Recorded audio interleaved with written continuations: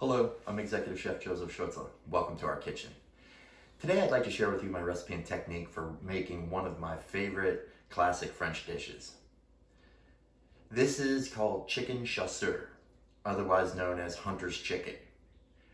You may remember several months ago I did the Italian version of hunter's chicken called chicken cacciatore. You will see the similarities in the ingredients for this French style as well as the Italian. So join me now as I show you how this dish is made. Let us begin with preheating a Dutch oven over medium to medium-high heat. We will then add our olive oil. Season our chicken with salt and white pepper, and then dredge in flour and begin searing them. We want to get this nice and brown on all sides. I'm using boneless, skinless chicken thigh from Bell & Evans. I do recommend using this or a bone-in leg and thigh, just to get maximum flavor. You could use a chicken breast. However, the flavor profile just won't quite be there. And it will cook faster for sure, but again, the flavor.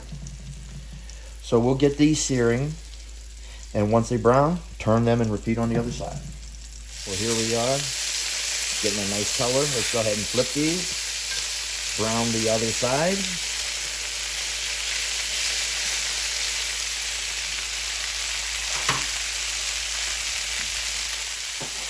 Now that the other side is browned, let's go ahead and remove the chicken to a sheet pan.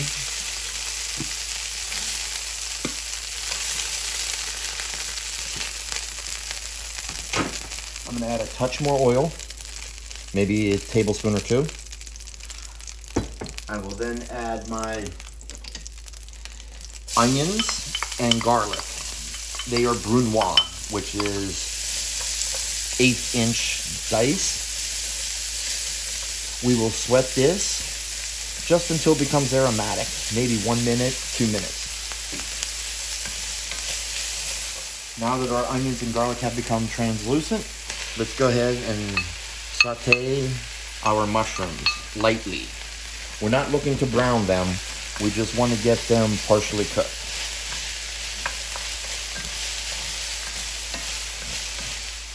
Now that we've been cooking this for about 4 minutes, I want to deglaze with white wine. And let's go ahead and scrape some of that fond off the bottom. That's going to be the nice color and lovely flavor. So we will continue to simmer this until it reduces by 75%. Now I like to add my tomato puree. I will then add roughly 12 ounces of demi-glace, 12 ounces of chicken stock,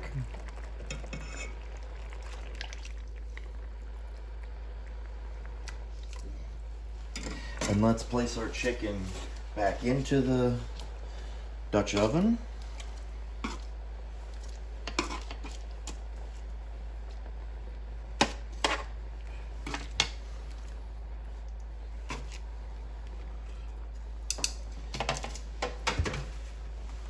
Season it with a bit of salt. We'll put the lid on it and let it braise for about 20 minutes.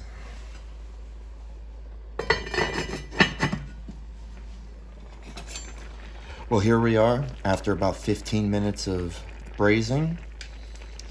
I'm going to keep the lid off now for the remaining of the cook time because I want the liquid to reduce and thicken.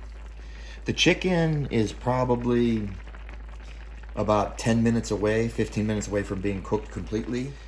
Well, this is after 10 minutes of braising with the lid off. I'm going to remove the chicken.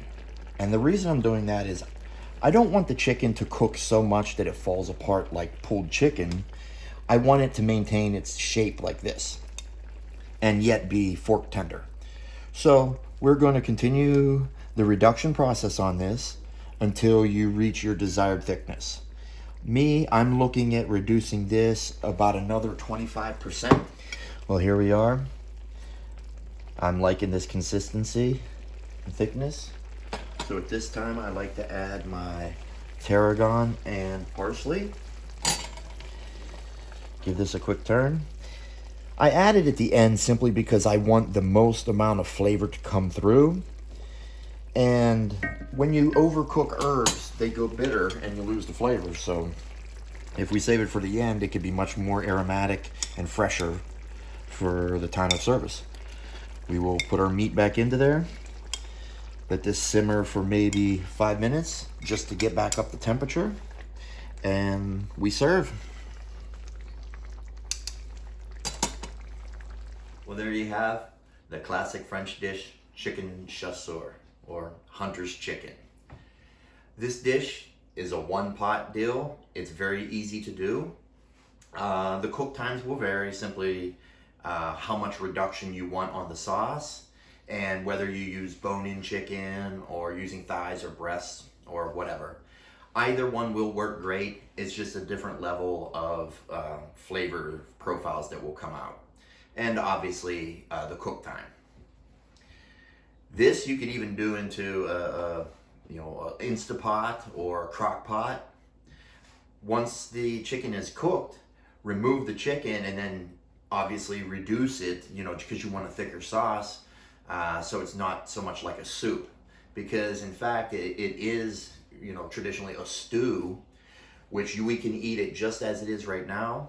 Feel free to have it over, potato and leek mousseline or casserole, roasted potatoes, baked potatoes, rice. I mean, even pasta if you wanted to. But, the choice is yours, and the options or side dishes are pretty much endless.